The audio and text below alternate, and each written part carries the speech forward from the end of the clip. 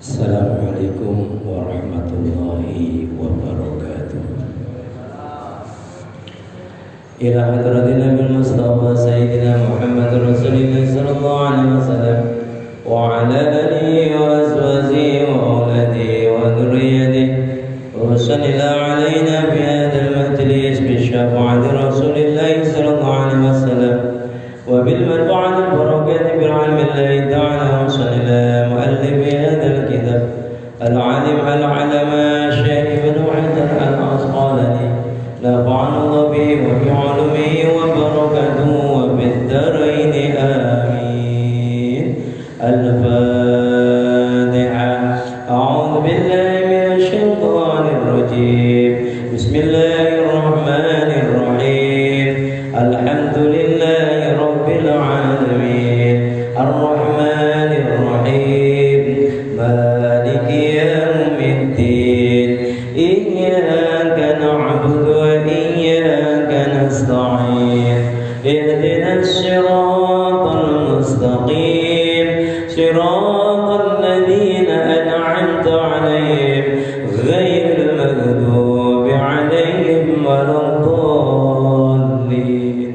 رب اغفر لي ولوالدي وللمؤمنين آمين.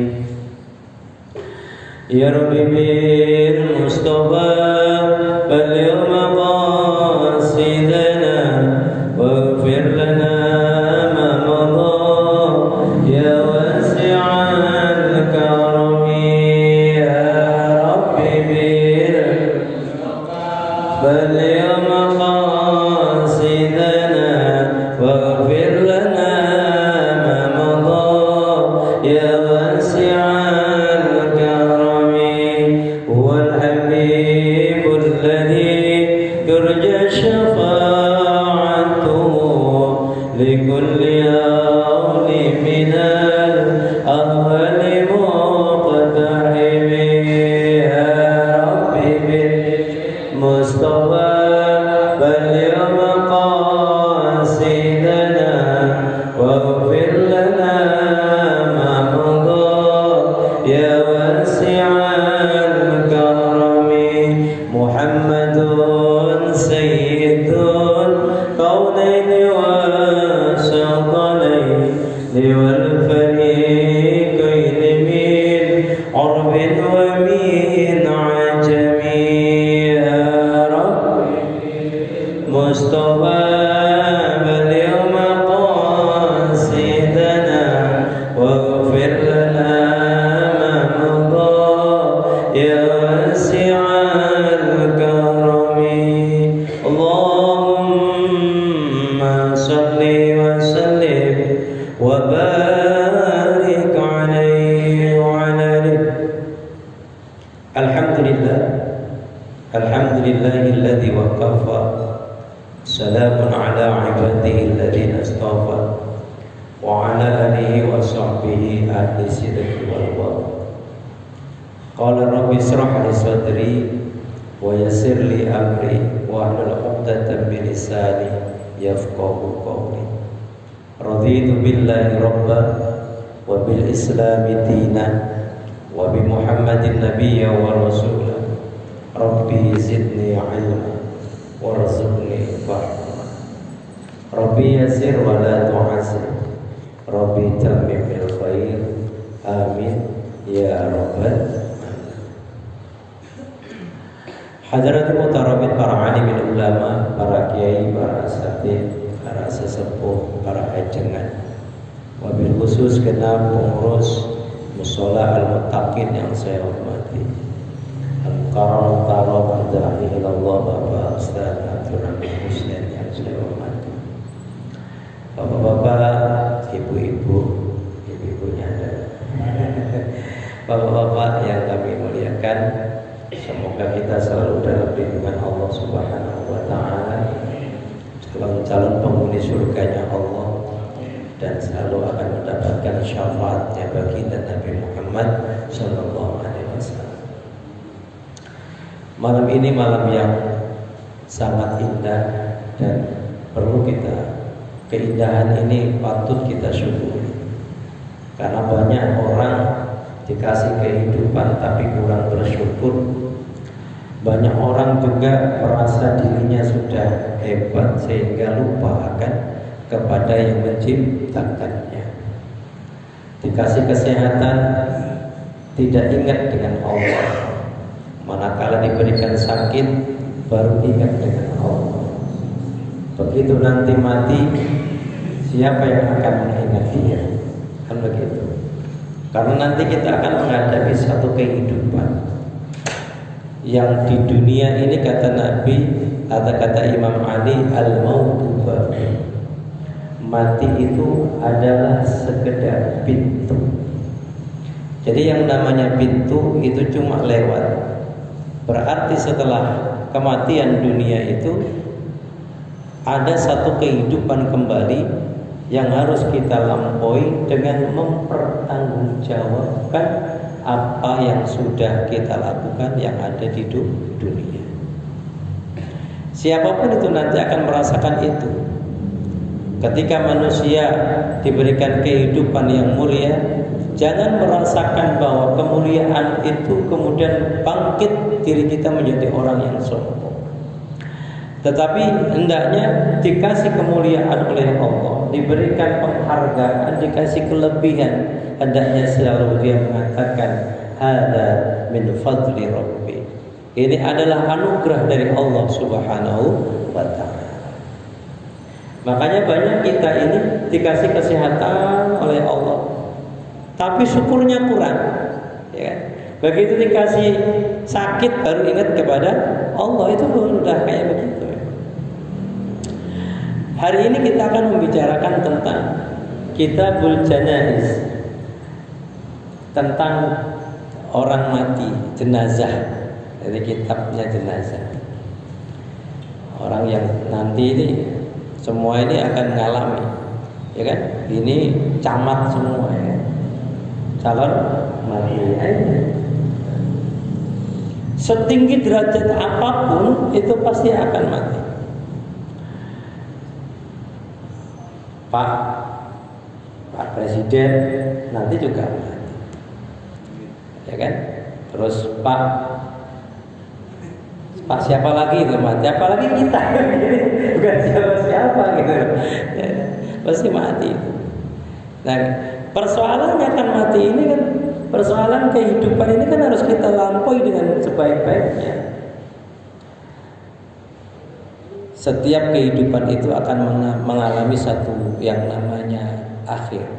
Ada yang awal, mesti ada yang akhir. Ada pertemuan, ada perpisahan. Itu pasti. Pertemuan lama, ya kan? Ya kan? Terus akhirnya berpisah. Berpisah lama gitu, juga nanti akan bertemu. Itu sudah kodratul. Nah, karenanya kita mencoba kullu nafsin dha'iqatul maut itu. Setiap nafas itu semua akan mati. Sampai yang namanya malaikat Israel, malaikat Israel itu malaikat pencabut nyawa. Begitu sudah waktunya semuanya mati, ya. Hai Israel, kata Allah, semua sudah kau cabut nafas-nafas. Sudah ya Allah. Ada satu yang belum mati.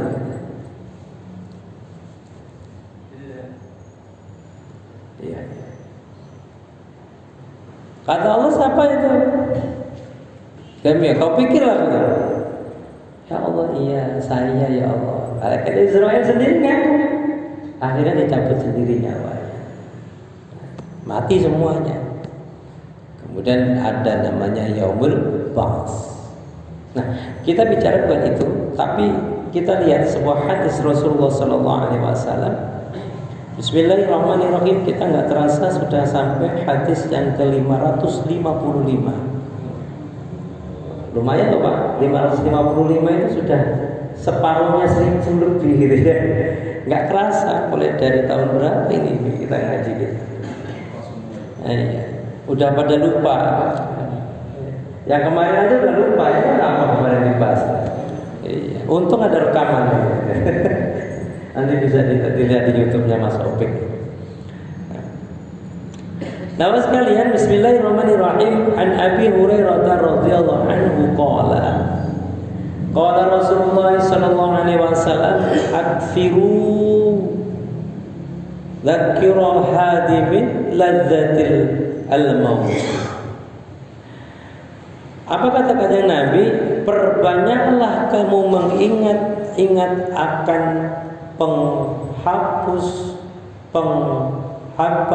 penghapus dari nikmat. Apa bukan penghapus namanya?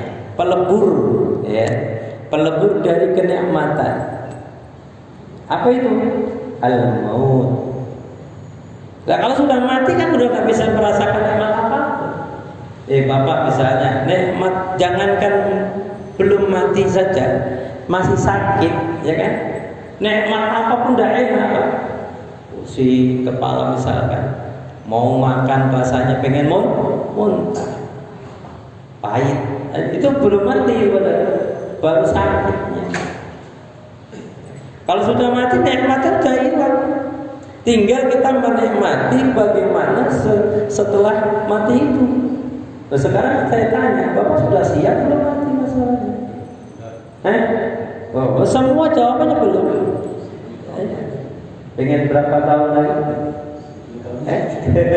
1000 tahun lagi. Kata Kiai Husain, 1000 tahun lagi. Kalau enggak, saya enggak selamanya lagi. Tapi kan nggak mungkin. Hidup ini harus berakhir. Nanti akan digantikan lagi. Namanya kehidupan itu begitu. Yang penting sekarang apa yang harus kita persiapkan supaya nikmat yang ada ini bisa kita rasakan dengan baik. Persiapan apa untuk menghadapi al-maut itu? Itu yang harus kita bicarakan. Banyak di antara kita ini merasa bahwa hidup ini ya begini saja, yang penting ibadah, yang penting ini. Bukan itu saja ternyata. Persiapannya apa yang sudah kita lakukan untuk menghadapi yang namanya al-maut itu. Kira-kira apa saja Pak yang harus disiapkan oleh kita? Apa cuma ibadah saja? Itu aja. Jadi tidak. Apa persiapannya lain-lain? Ibadah semua, amal soleh itu dirangkum menjadi satu. Bentuknya apa? Bentuknya macamnya apa? Seperti kayaknya misalnya sama orang tuh juga harus baik, ya kan? Amalnya yang baik, semua yang baik. Dalam maqalah itu kan disebutkan Ajilu bitaubati qabla al-maut, ya kan? Wa ajilu bis-sholati qabla al-maut, gitu kan? Segeralah kalian itu bertobat sebelum kamu mati. Wa ajilu bis-sholati qabla al-maut, dan hendaknya bersegeralah kamu mengerjakan salat sebelum waktunya habis. Kalau sekalian, makalah ini luar biasa kalau kita cermati dengan baik. Anjilu bitaubati qabla. Tapi harus dipersiapkan apa yang untuk menuju kematian itu taubat, Pak. Setiap hari kita harus taubat. Taubatan nasuha. Hari ini ya Allah, dengan saya ini ngomong apa tadi itu misalnya kayak gitu. Taubat ya Allah, besok gak akan ngomong seperti itu lagi. Apalagi digantikan pokoknya. Jadi taubat itu bukan hanya ketika kita melakukan suatu dosa atau taubat itu benar-benar taubat. Setiap hari kita lakuin taubat. Taubat dan nasuha. Taubat yang baik. Kayak gitu Pak. Makanya tuntunannya itu ketika kita sudah merasa diri kita itu dekat dengan Allah, maka jangan coba-coba menjauh dari Allah. Itu yang harus kita lakukan. Nah, rangkaian dari taubat itu apa yang harus kita lakukan? Wa'ajilu bis-sholati qabla al-fawt. Nah, taubat itu ternyata gandengannya bersegeralah kamu sholat sebelum waktunya habis. Nah, taubat itu harus gandengannya dengan apa? Melakukan ibadah yang namanya sholat. Taubat tapi nggak mau sholat ya tetap dosa. Ngaku doang orang Islam, Muslim, Islam KTP ada? Hah? Orangnya ada di sini? Orangnya tetap. Udah tobat. Yang di sini, soalnya di luar banyak KTP-nya doang Islam. Maghrib main futsal, Islam KTP. Ada yang tetangga sebelah sana ujung juga sama. Dengan azan tapi gak pernah mau ke musola. Tapi aneh, begitu sekali-kalinya dia pengen ke musola, inginnya di depan imam. Coba. Iya bongkok kan. Nggak pernah ke musola, nggak pernah sholat. Sekalinya pengen sholatnya pengen di depan imam. Coba. Disolatin baru ngeri. Disolatin mati. Apa kita mau kayak begitu? Enggak kan? Ada seorang ulama ini tersembunyi, artinya nggak ada orang yang tahu kalau itu adalah seorang ulama. Orang alim lah, ulama itu orang alim. Di daerah Kalimantan kalau nggak salah itu. Begitu sudah beliau itu wafat, orang sekitarnya tidak ada yang jarang yang ziarah yang takziah ke situ.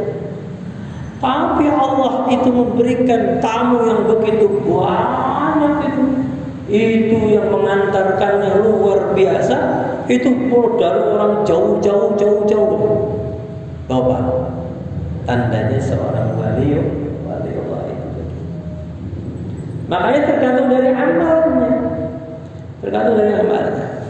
Saya kemarin itu dapat wejangan.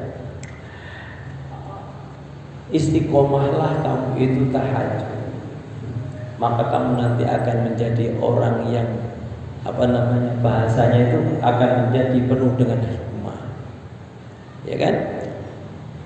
Terus istiqomah kamu baca Al-Quran, maka kamu akan dicintai oleh Allah dan Rasulmu. Gitu. Itu sudah menjadi satu paket, baca Quran sama tahajud. Terus yai saya bilang tuh begini, kalau kamu nanti mau tahajud, insya Allah kamu akan menjadi orang hebat. Katanya begitu. Hebat dalam apa? Pikir saya begitu. Yang jelas itu istiqomahin aja. Kalau bapak pengen istiqomah, monggo, nggak dilarang, ya kan? Ya kalau nggak kuat 4 rakaat, ya 2 rakaat. Tapi istiqomah. Untuk ini loh Pak, untuk menghadapi yang namanya kita nanti akan menjadi jenazah gitu loh Pak. Ketika kita mujur ke arah sana itu udah, kalau kita sudah tidak ada, apa yang kita mau banggain? Amal apa yang mau kita banggain? Kan begitu. Manfaatnya luar biasa. Manfaatnya pertama, orang-orang itu akan dilindungi oleh Allah. Dari bentuk sehatnya akan dilindungi oleh Allah. Orang-orang rajin sholat itu pasti sehat terus. Paling sakit paling ya flu, serak begini, paling gitu-gitu aja, ya kan? Nggak sampai parah-parah, insya Allah, ya kan? Karena Allahumma ma'ana gitu loh Pak, prinsipnya Allah itu bersama kita. Aku ngomong begini kenapa? Supaya sampai itu mau rajin sholat gitu maksudnya. Wa'ajilu bis-salati qabla al-fawt. Sebelum waktunya habis itu dan kamu melakukan sholat.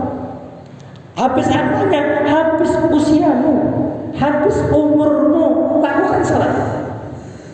Habis waktunya sholat, bisa diartikan begitu, lakukan sholat.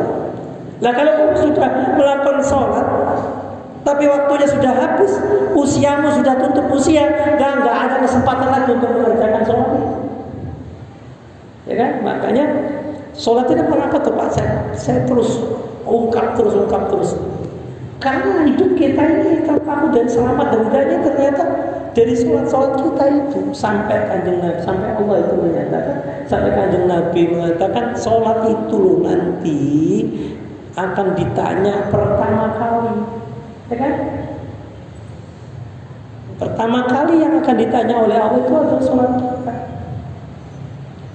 Terus endahnya lagi, sholat itu tidak bisa diganti dengan ibadah yang lain dan tidak bisa diganti di hari-hari yang lain, di waktu-waktu yang lain tidak bisa. Kalau sudah waktunya habis, ya sudah. Berarti kamu tertinggal sholat namanya. Kalau sudah tertinggal sholat, Anda harus mempertanggungjawabkan nanti di hati ketika sudah mati. Jangan main-main, Pak. Sholat itu bukan hanya sekedar tiang agama. Jangan gitu. Tapi sholat itu memang bukan sekedar tiangnya, ada tiangnya diri kita, perisai gitu loh, Pak. Jadi jangan macam-macam gitu ya. Jadi luar biasa, Pak, semangatnya itu. Jadi habis waktunya kita kan akan menemui satu titik akhir kulminasi dalam kehidupan itu. Kalau kita tidak mengerjakan ibadah itu rugi. Makanya ini sebelum sampai ke sini hati saya seru-seru, Pak, menakutkan rasanya.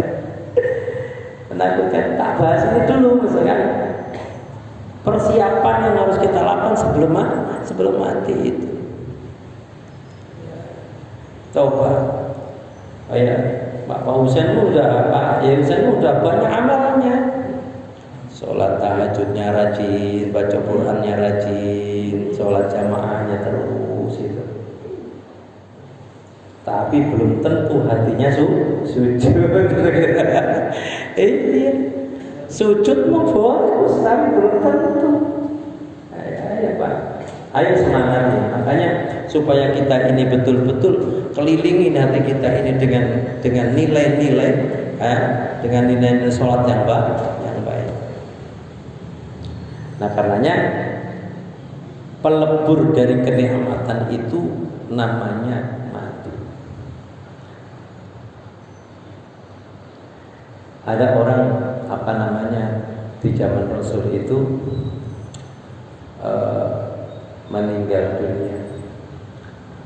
Satu ketika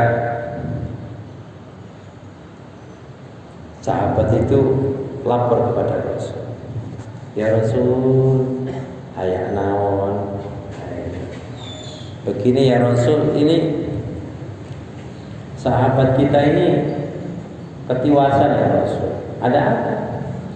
Sahabat kita ini sudah, saya lihat semua sahabat-sahabat kalian tidak ada yang mau nengok, nggak mau takziah. Kenapa memang?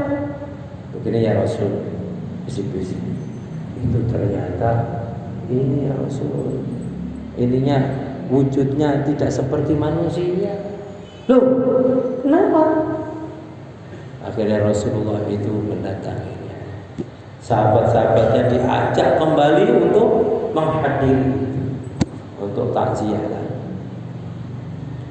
Ternyata apa Pak? Wujudnya adalah BAB. B. Iya. B1, BAB1, bab 1.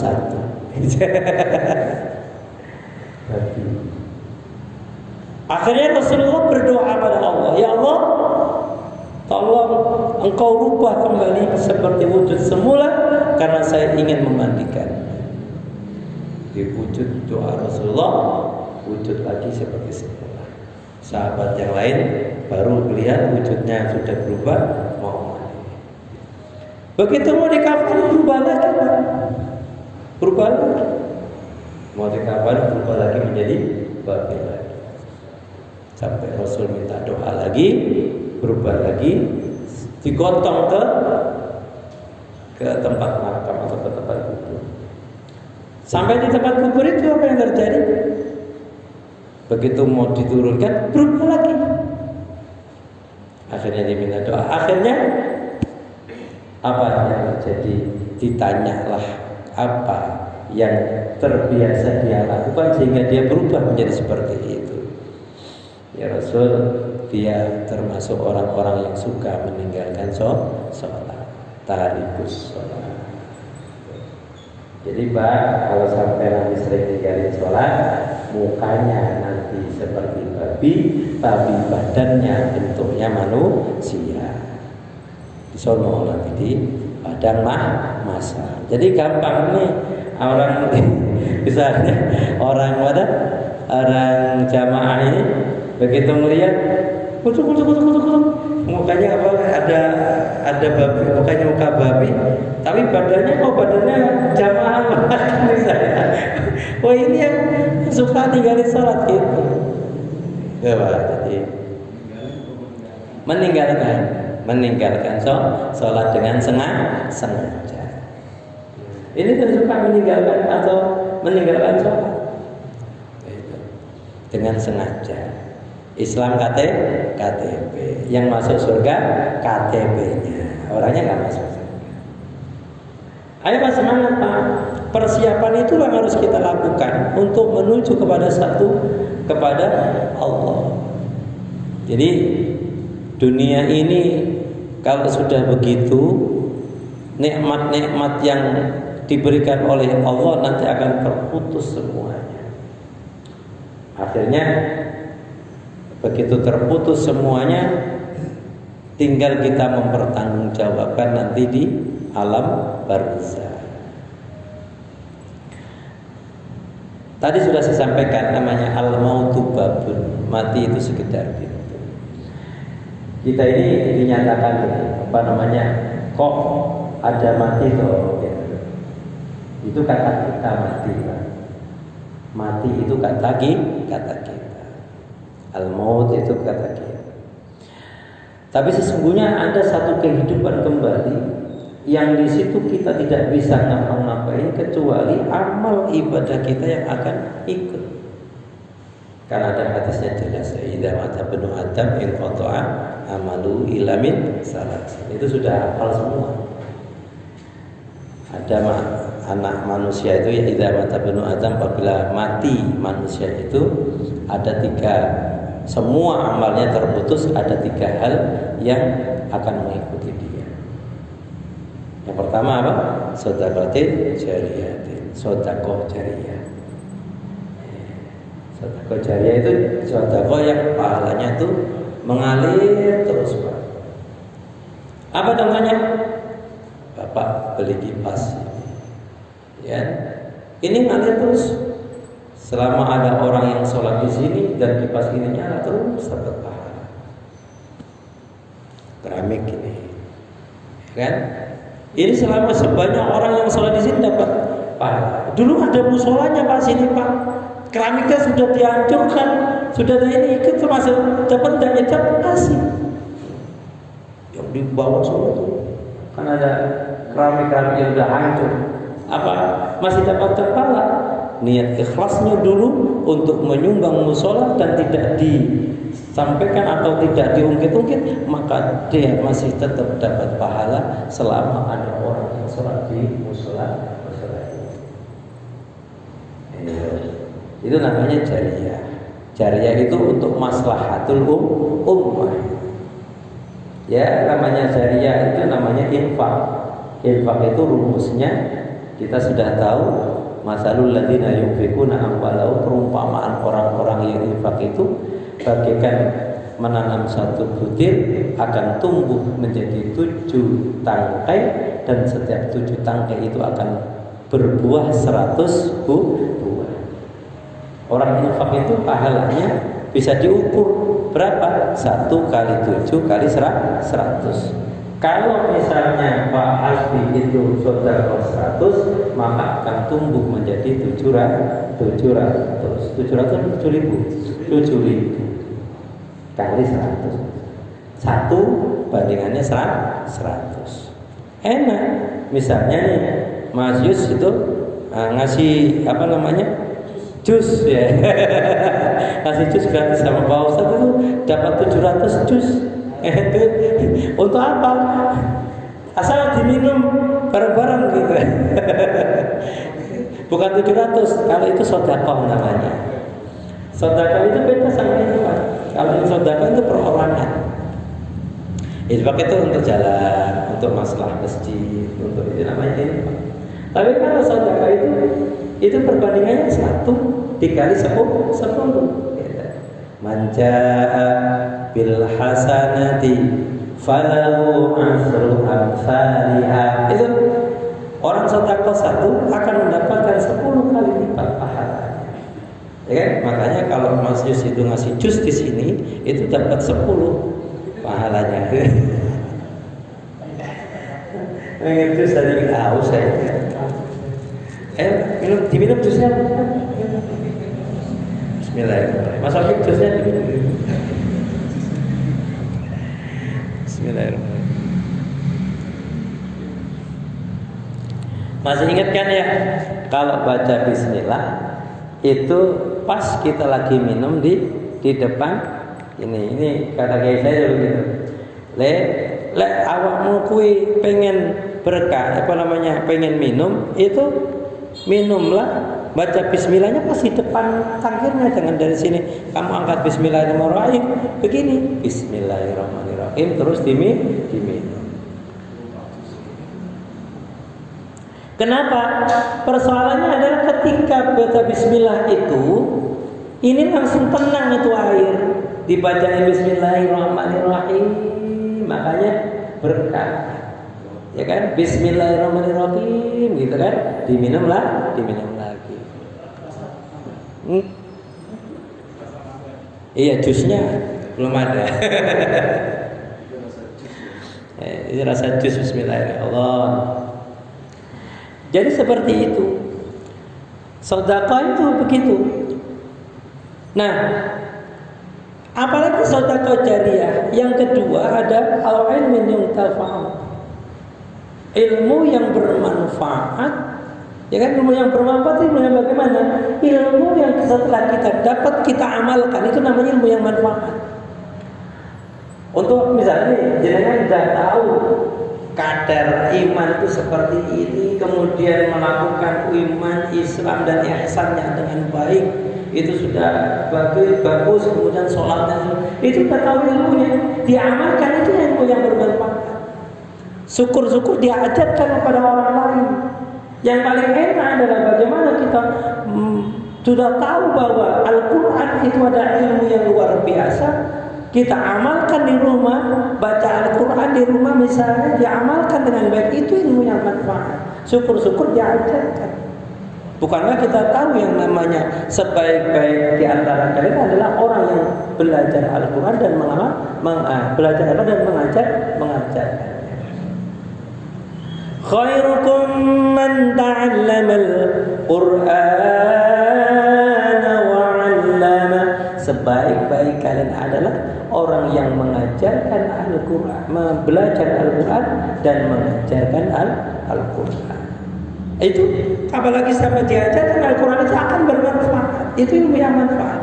Ilmu yang terus dipakai. Ini ditularkan lagi. Bang Yus dapat ilmu dari sini, kemudian ditularkan kepada anaknya. Anaknya dipakai ilmunya, terus ditularkan lagi kepada temannya. Terus itu namanya ilmu yang manfaat. Kelihatan manfaatnya gimana? Kelihatan manfaatnya ilmu itu ketika kita setiap hari tambah baik amalnya, itu ilmunya pasti manfaat.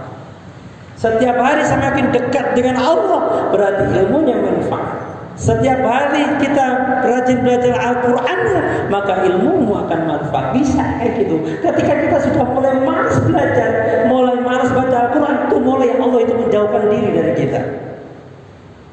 Kan cara Allah itu mengambil ilmu kita kan gampang, Pak. Mula-mula kita akan diberikan oleh Allah itu karena akibat maksiat kita. Itu karena kadang-kadang kita ini ilmu itu dibikin malas oleh Allah. Akhirnya lupa. Yang enggak langsung lupa. Ilmunya diambil, Fatihahnya tak ambil dari Pak Hasbi langsung lupa. Enggak. Ya kan? Semakin ilmu itu diamalkan, semakin ilmu diajarkan, maka akan semakin berkembang. Tidak akan, misalnya Mas Opik, Pak Ustadz, tolong dong ajarin saya Fatihah. Fatihah saya sudah habis, misalnya nggak mungkin begitu kan? Enggak, tambah malahan ilmu itu. Makanya ketika ilmu itu akan menjadi ilmu yang manfaat, maka ciri-ciri yang ada pada diri kita, semakin ilmu itu semakin kita punya itu, semakin mendekatkan diri kita kepada Allah itu. Kalau kita malas ibadah, malas baca Quran, itu berarti ilmunya belum sampai kepada yang manfaat. Nah, ini makanya penting Pak, al ilmu yang tafa'u bih. Itu kalau sudah mati itu ilmu manfaat, ilmunya sudah kemana. Terus orang-orang yang kayak kita ini yang suka ngomong begini gitu, hati-hati Pak. Nggak asal ngomong masalah ya bahaya juga. Kenapa? Kita kan nggak mau juga Pak yang disebut kabura maqtan 'indallahi an taqulu ma la taf'alu. Ya kan? Dosa besar bagi orang-orang yang banyak bercakap-cakap tapi tidak mengamalkannya. Nggak mau juga seperti itu. Orang Jawa bilang itu jargon, ngajar tapi nggak lakon. Ada yang begitu Pak? Ada nggak? Ada? Di sini nggak ada. Sono di luar sana. Ayo nggak mau kayak gitu. Kita berupaya, namanya kita menyampaikan saja, menyampaikan isi dari kandungan yang ada di sini. Yang terakhir 3 itu apa lagi? Muntawi awwalatin sholihin yad'u lain nanti, ya kan? Kalau sudah mati itu, ya pokoknya itu anak yang soleh yang mendoakan kedua mendoakan orang tuanya. Pak, perlu diketahui waladun itu yang di sini masih sifatul am, masih umum. Redaksinya Kanjeng Nabi itu waladun bukan ibnu. Jadi kalau ibnun itu anak kandung, ya kan? Tapi waladun ini siapa sesungguhnya? Mereka yang kita rawatin itu termasuk waladun. Santri atau anak yang kita rawat, kita pungut misalnya menjadi anak soleh, itu juga doanya nyampe. Anak yatim yang kita kita rawat, kita biayai pendidikannya sampai perguruan tinggi, sampai dia menjadi anak yang soleh, itu juga akan nyampe. Itu waladun. Jadi jangan anak yang harus kedua orang tuanya, harus anak kandung, ya enggak. Makanya kalau kita nggak punya anak misalnya, nggak ada istilahnya ada kesempatan untuk mengambil anak misalnya, adopsi misalnya, nggak apa, itu juga doanya akan nyampe. Jadi syukur-syukur ibnun wa ibnat, syukur-syukur anak laki-laki ataupun anak perempuan itu. Jadi anak kandung maksudnya, apalagi anak kandung, anak yang lain bisa nyampe. Itu redaksinya waladun solehun. Ya. Nah, untuk mencapai kepada anak tingkatan yang solehah ini dan soleh dan solehah, dianjurkan oleh kita yang diawali oleh orang tuanya terlebih dahulu. Kita itu harus bisa merubah, Pak. Karena apa? Allah tidak akan merubah diri kita kalau kita tidak mau merubahnya. Wis bener sampai nih seneng ngaji gitu, seneng ngaji, seneng mendengarkan ceramah, itu sudah benar. Senang ngaji nanti amal yang baik diamalkan misalnya, sudah benar. Tinggal nanti Allah akan menyalurkan ini kepada anak-anak kita. Kan sering saya bilang, ya kan, bahwa orang yang senang ngaji begini, insya Allah itu rekaman ini sampai kepada anak-anak kita. Makanya dulu kan waktu mondok sering saya sampaikan, kalau orang senang sama ngaji, orang senang sama pengajian, cinta sama ulama, cinta sama para habaib, cinta sama orang-orang alim, ingatlah satu saat nanti entah anakmu atau cucumu pasti ada yang jadi orang alim. Gitu. Begitu juga dipesenin sama guru saya waktu dulu, kalau rumah yang selalu dipakai untuk membaca Quran, rumah yang selalu dipakai untuk mengajarkan Al-Quran, rumah yang selalu penghuni-penghuninya selalu membaca Al-Quran, ingatlah satu saat nanti entah anakmu atau cucumu pasti ada yang ahli Al-Quran. Itu sudah berkali-kali saya sampaikan. Kenapa saya sampaikan kembali? Kan nanti disimak lagi sama orang. Nah, siapa tahu ada manfaatnya. Itulah makanya persiapan apa yang harus kita lakukan untuk pemutus kenikmatan yang disebut dengan al-maut. Itulah pertama apa? Taubat. Taubatan nasuha. Yang kedua, sudah taubatnya ini bukan tobat sambel otomatis. Kalau namanya tobat ya sudah, yang diingat dosa terus Pak, gitu loh. Kalau tobat itu takut akan berbuat dosa lagi, takut akan berbuat kesalahan lagi, gitu Pak. Terus apalagi sholatnya harus dibenerin. Sholat kalau bisa tepat waktunya, jangan sampai sholat asar itu menjelang maghrib, namanya itu syarif. Asar sama maghrib kan gitu Pak. Nah itu namanya mengakhirkan waktu. Nah ini termasuk orang-orang yang nanti akan jauh dari rahmatnya Allah. Selanjutnya apa yang harus kita lakukan? Membenahi diri, merubah diri untuk menjadi orang yang semakin dekat dengan Allah. Ini persiapan kita. Ya, ilmunya manfaat, sedekah jariyahnya terus anak-anak kita didik dengan baik. Wal yahsal ladzina law taraku min qalbihim dzurriyyatan bi'afan khafu falyattaqullaha wal yaqulu qawlan sadida. Kan gitu Pak. Wal yahsal, hendaklah takutlah alladzina mereka law taraku apabila mereka meninggalkan dzurriyyatan akan keturunan bi'afan yang lemah. Lemah apanya? Lemah agamanya, lemah mentalnya. Ini yang saya khawatirkan. Maka didik terus anak kita, gembleng terus anak kita dengan pendidikan agama. Insya Allah akan menjadi anak-anak yang soleh.